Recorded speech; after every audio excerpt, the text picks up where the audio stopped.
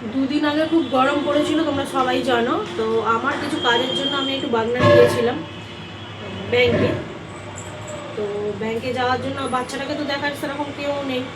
আমাকে গেলে আমার আর আমার দিদি দুজনেরই কাজ ছিল, তো ওকে সঙ্গে করে নিয়েই গিয়েছিলাম, ও কারোর কাছে থাকবে না। তো ওকে নিয়ে যাওয়ার পর হঠাৎ করে ওর শরীরটা খুব খারাপ হয়ে যায়। আমি ও যেই ডাক্তারের আন্ডারে আছে, ডক্টর নীলাদ্রি। তো আমি স্যারকে সেদিন দেখাতে গেছিলাম, ও ডক্টর দেখানোরও ডেট ছিল সেদিনে।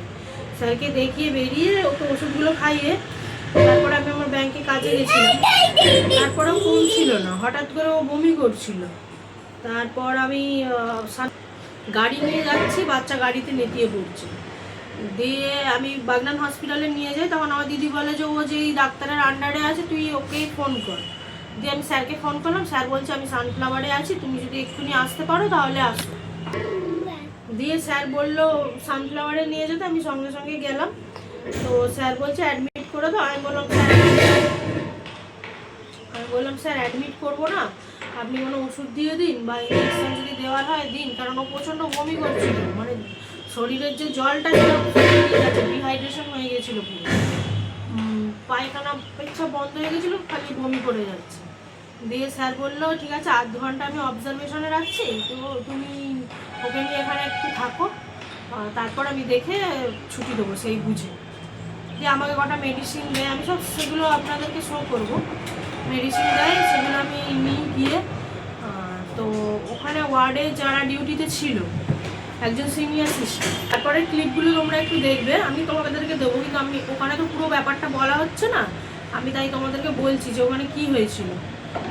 আমি গিয়ে ওষুধগুলো দিলাম ওদেরকে যারা ওয়ার্ডের ডিউটিতে ছিল। তো ওখানে যে সিস্টার মানে সিনিয়র সিস্টার যারা ছিল, আর বাদ বাকিগুলো ওরা হয়তো এই ট্রেনিংয়ের জন্য অনেক এসেই ঢোকে না, ওরকম ট্রেনিংয়ের জন্য ছিল। তো সিনিয়র সিস্টার যিনি ছিল, আমি গিয়ে দেখছি যে বাচ্চা ঘুমাচ্ছে। তো ওই জুনিয়রগুলো যারা ছিল ট্রেনিংয়ে তারা দেখছি নিকোপ্লাস্টার কাটছে মাইক্রোপ্রোবগুলো। আমি বললাম চ্যানেল করবে, দিয়ে তখন বলছে হ্যাঁ। আমি তাহলে একটু সরো, আমি বাচ্চাটাকে ধরে বসছি, নাহলে তো শর্টকট করবে। বলছে না না আপনাকে থাকতে দেওয়া যাবে না, কেউই থাকবে না বাচ্চার কাছে। বলছি কেন? বলছে এখানে গার্জেন অ্যালাউ নেই, আমরা চ্যানেল করে নেবো তারপর অ্যালাউ। আমি বলছি মা অ্যালাউ নেই এটা কোথায় আছে? তখন বলছে আমাদের হসপিটালের এটাই রুল, আপনার যদি কোনো অবজেকশন থাকে আপনি গিয়ে রিসেপশনে কথা বলুন। তারপর আমি রিসেপশনে যাই, রিসেপশনে গিয়ে কথা বললাম। তো ওনারা বললো যে আপনি একবার স্যারের সাথে কথা বলুন। স্যারকে ফোন করলাম, স্যার বললো মায়েরা একটু প্যানিক করে, সেই জন্যই বারণ করা হয় যে মায়েদেরকে না থাকার জন্য। তখন আমি বললাম স্যার আমি নিজে একজন নার্স, আপনার মনে হয় যে আমি প্যানিক করব? আমি তো এগুলো নিয়েই কাজ করি। তখন স্যার বলছে ঠিক আছে আপনি যান, আমি বলে দিচ্ছি সিস্টারকে। তো সিস্টারকে বলার পর স্যার ফোন করলো, আমার সাথে কথা হয়ে যাওয়ার পর স্যার সিস্টারকে বললো যে আপনি এক কাজ করুন, ওর মা থাকবে বলছে থাকুক, আপনি চ্যানেলটা করে দিন। তখন সিস্টার স্যারকে বলছে, কল রেকর্ডটা মনে হয় আমার ফোনে আছে, আমাকে একবার দেখতে হবে তাও।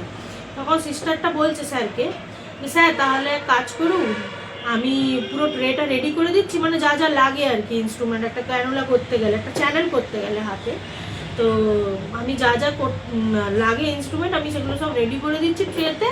আপনি ওর মা যেহেতু বাই প্রফেশন একজন নার্স, আপনি ওর মাকে বলুন চ্যানেলটা করে নিতে ওর বাচ্চা। যে আমি তখন বললাম আমি তোমার কাজ আমি কেন করতে যাবো? আমি বলছি আপনি যদি নার্স হন আপনি কেন করবেন না? আমি আমার নার্সের বড় কথাটা নয়, কথাটা হচ্ছে যে কাজটা তোমার, তুমি আমাকে কি করে বলতে পারো? তুমি অন ডিউটি একজন সিস্টার হয়ে তুমি কি করে বলতে পারো? তখন আমি ওদেরকে তুমি তুমি বা তুই এরকম কিছু একটা বলে ফেলেছি আগের মাথায়, যাই হোক। বলছে মুখ সামলে কথা বলুন, আগে ভদ্রতা শিখুন, আপনি আমরা আপনি বলে কথা বলছি, আপনি আপনি বলে কথা বলুন। দিয়ে আমি বললাম যে আমি তো এটাতে এগ্রি হতে পারছি না, কারণ তোমার কাজ আমি কেন করবো? আমি মা হিসাবে আমি থাকতেই পারি, আমি ডিমান্ড করতেই পারি যে হ্যাঁ আমাকে ওখানে থাকতে দেওয়া দরকার। আমার বাচ্চা এখন ছোট, ওর তো 10-12 বছর বয়স নয় যে ও বুঝতে শিখে গেছে যে ওর সাথে কী করা হবে। সাডেনলি একটা অচেনা মানুষ এসে যদি ওর গায়ে ছুঁচ ফোটায়, বাচ্চারা তো এমনিতেই কান্নাকাটি করবে, ওরা তারাও তো বোঝে না, একটা অচেনা মানুষকে দেখলে কান্নাকাটি করবে, এটা স্বাভাবিক। তো সেই কারণেই আমি বলেছিলাম। তো উনি আমাকে ওখানে যাচ্ছে তাই করে উল্টোপাল্টা করে বলে। তো স্যারকে আমি আবার রিপিটে ফোন করি, বলছে প্রথমে বলছে আমি করবো না। প্রথমে বলছে আমি করবো না, তোমার কি করার আছে তুমি করে নাও। দিয়ে আমি স্যারকে ফোন করলাম যে স্যার এরকম বলছে, তখন স্যার বলছে যে ও তো যেহেতু অ্যাডমিট নেই, আমি ওকে অবজারভেশনে রেখেছি, এখন দিদিরা যেটা বলবে সেটা করতে হবে। তাহলে আপনি এখন কাজ করুন, এখন বাচ্চাটাকে সুস্থ করার দরকার, আপনি একটা কাজ করুন, ওরা যেটা বলছে সেটাতে এগ্রি হয়ে যান। আমি বললাম যে ঠিক আছে, স্যার যখন বলছে আর তার উপরে গিয়ে তো লাভ নেই।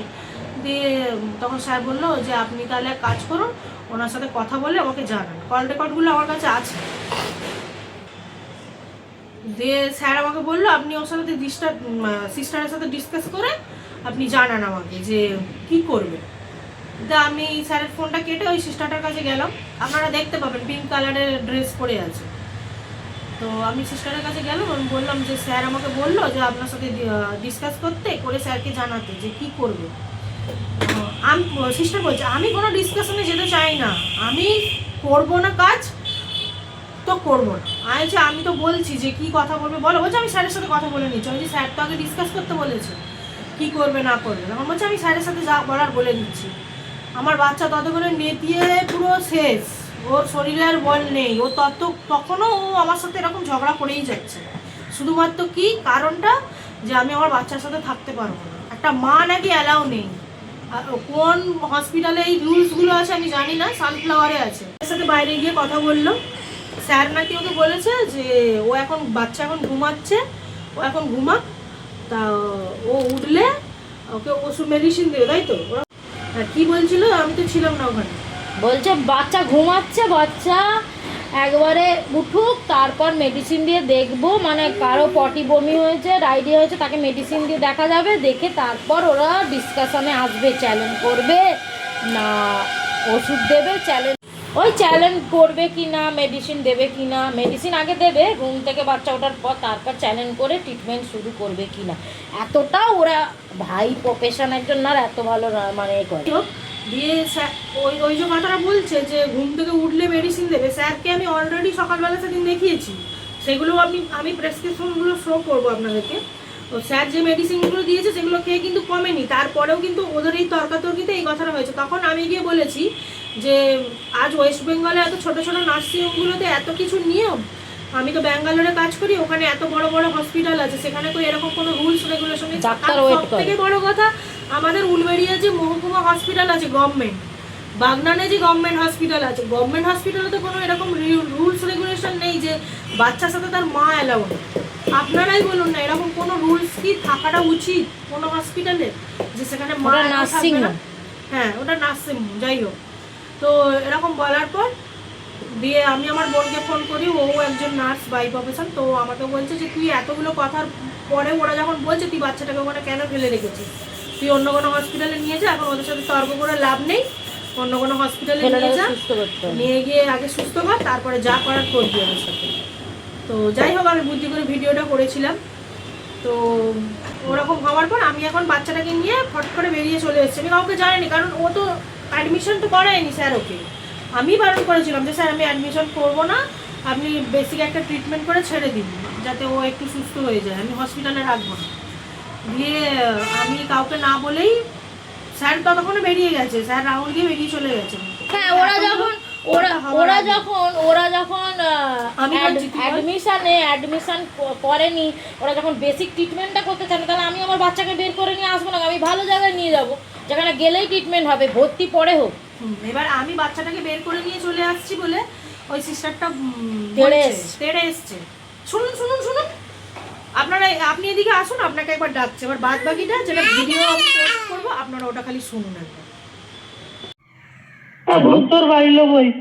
হ্যালো, হ্যাঁ স্যার, তোর বাড়ির লোক বলছি। রুদ্র, এক্ষুনি দেখালাম না, আপনি যে ওষুধগুলো দিলেন ওগুলো খাওয়ালাম, তারপরেও তো বমি করে দিচ্ছে আর নেতিয়ে যাচ্ছে। ঠিক আছে, আমি তো ইঞ্জেকশন দিয়ে রাখতে পারতাম।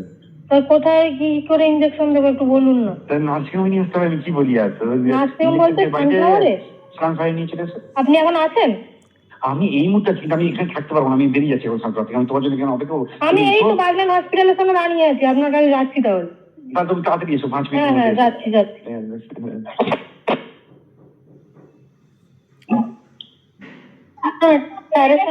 হ্যাঁ দিদিমণি।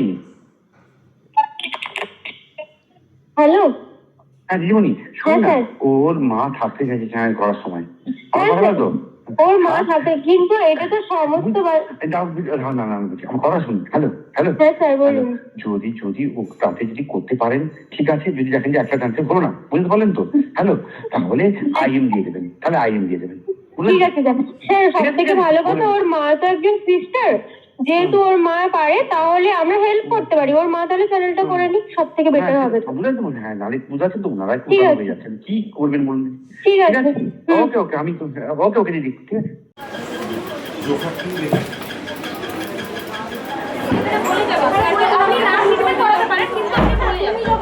দাঁড়িয়ে বলতে পারো অন ডিউটিতে যে আমি করবো না, আপনার কি করার আছে করে নিন, তাহলে আমি তোমার পারমিশন নিতে যাবো কেন? কোন পারমিশন নিতে যাবো বলো? ঠিক আছে ঠিক আছে, একটা বাচ্চাকে তোমার হাতে ছেড়ে দেবো তাই তো? তুমি কি করবে না করবে এটা শোনো। কোনো হসপিটালে এরকম রুলস রেগুলেশন নেই যে সেখানে তার মা এলাও নেই। আমার বাচ্চা 10-15 বছর বয়স নয়। ঠিক আছে, আমি জিজ্ঞাসা করেছি, আপনি জিজ্ঞাসা করবে, তুমি সেটা স্যারকে জিজ্ঞাসা করো, আমাকে ডাকলে কেন? কেন স্যারকে জিজ্ঞাসা? তুমি তো সবকিছু স্যারের পারমিশন নিয়ে করছিলে। আমি যখন তোমাকে বলছি দাঁড়িয়ে থেকে যে স্যার তোমার সাথে আমাকে ডিসকাস করতে বলেছে, তুমি তোমার অ্যাটিটিউড শো করে বেরিয়ে গেলে, কি জন্য? আমি এখানে বিনা পয়সা ট্রিটমেন্ট করাতে আসিনি। যথারীতি পয়সা দিচ্ছি এখানে, আর তোমার অ্যাটিটিউড শো করার মতো আমার কাছে টাইম নেই। এখানে কেউ বিনা পয়সা মনে তো হয় না যে তুমি ট্রেনিং প্রাপ্ত একজন সিস্টার। মনে হয় 6 মাসের ট্রেনিং নিয়ে করতে আছে। ওর বড় বড় কথা বলছো, ভালো করে বিহেভিয়ার করতে হয় সেটা আগে শেখো। শেখা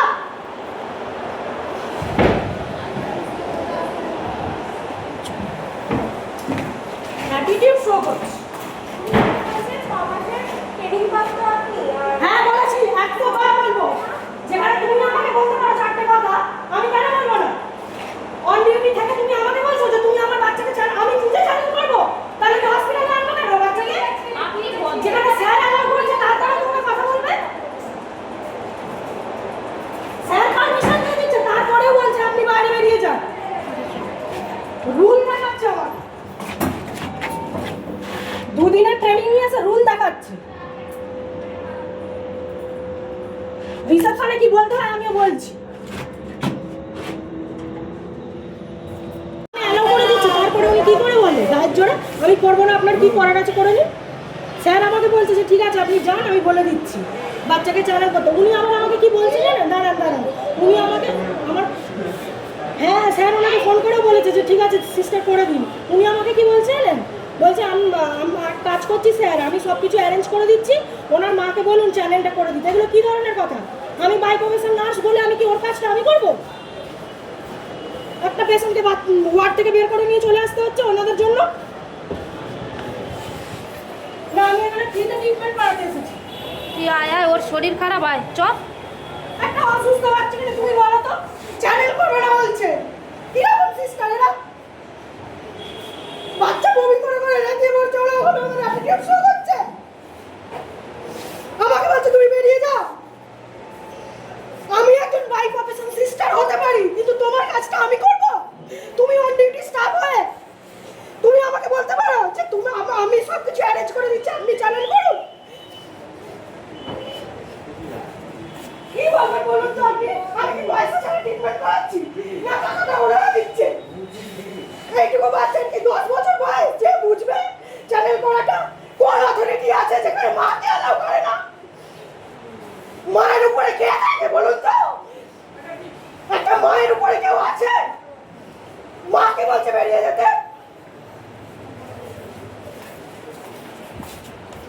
ওনার নাম আমি জানি না, ওনার নামে আমি না যদি থানায় গিয়ে কমপ্লেন করিস তাহলে আমার নামও প্রিয়াঙ্কা নয়। কেন আমার বাচ্চাকে আমার সাথে থাকতে দিচ্ছিল, মানে আমার বাচ্চার সাথে আমাকে থাকতে দিচ্ছিল না, তার কারণটা হচ্ছে ওরা একদমই কোনো কিছু করতে পারে না। মানে উইদাউট ট্রেনিংয়ে সানফ্লাওয়ারে নার্সদেরকে রেখে দিয়েছে। আমি সব নার্সের কথা বলবো না, পার্টিকুলার কিছু কিছু নার্স আছে, কারণ ও যদি ওরকম থাকতে পারে তাহলে ওর মতো আরও অনেকে আছে। ওরা একদমই চ্যানেল করতে পারে না, একবারেই পারে না ওরা চ্যানেল করতে। মানে একবারে যে চ্যানেল করে দিচ্ছে এক সেকেন্ডে, মানে ওইটা অনেকের আছে না যে একবারই করবে চ্যানেল, পুরো একদম পারফেক্ট করবে। ওরা সেই রকম ট্রেনিং প্রাপ্ত সিস্টাররা নয় ওরা। যাই হোক, ও নয়। তো আমি এটা ওই জন্য আমাকে অ্যালাউ করে যে বাচ্চাকে আপনার সাথে অ্যালাউ করব না। ওই জন্যই বলছে এই কথাটা। এবার এই কথাটা আমি কি করে জানলাম? আমি বললাম না আপনাদেরকে যে আমি রেকর্ড করেছিলাম, তো সেই রেকর্ডে আমি আপনাদেরকে শোনাবো সেই রেকর্ডগুলো, তার আগে আমি বলছি একবার শুনে নিন। সে রেকর্ডে স্যার বলছে যে একবারে যদি হয়ে যায় তো ভালো করো, ক্যানুলার কথা বলছি, একবারে যদি হয়ে যায় তো করো, আর যদি না হয় তাহলে আইএম দিয়ে দিন। আইএম মানে হচ্ছে এই আমাদের মাসেল, ইন্টারমাসকুলার, ওখানে দিয়ে দিন। তাহলে আপনি ভাবুন, তাহলে আপনি কি বলবেন এখানে? সেই কারণে ওরা আমার সাথে এতটা ঝগড়া করলো। মায়েদেরকে তো ওই জন্যই ঢুকতে দেয় না, ওখানে যে বাচ্চাদের যে পেডিয়াট্রিক ওয়ার্ডটা আছে ওখানে মায়েদেরকে অ্যালাউ করে না এর কারণেই, কারণ মা থাকলে বলবে যে একবারে হচ্ছে না, এত বারবার ফোটাচ্ছ, আর বাচ্চা তো বলতে পারবে না। যেসব বাচ্চাগুলো একদম ছোট তারা কি বলতে পারবে যে মা আমাকে 3-4 বার ফুটিয়েছে, আমার কষ্ট হচ্ছে? তো কারণটা হলো এইটা। আপনারা একটু শুনে নিন, রেকর্ডিংটাও শুনুন, ভিডিওটাও শুনুন। তারপর আমার ছেলেকে নিয়ে আমি রেনবোতে ভর্তি করি, আমাদের উলবেড়িয়ায়। ওখানে ট্রিটমেন্ট চলে। ও 3 দিনের মতন ভর্তি ছিল, 3 দিন 2.5 দিনের মতন ভর্তি ছিল। এখনও ভালো আছে, ওকে বাড়িতে নিয়ে এসেছি, ও সুস্থ আছে।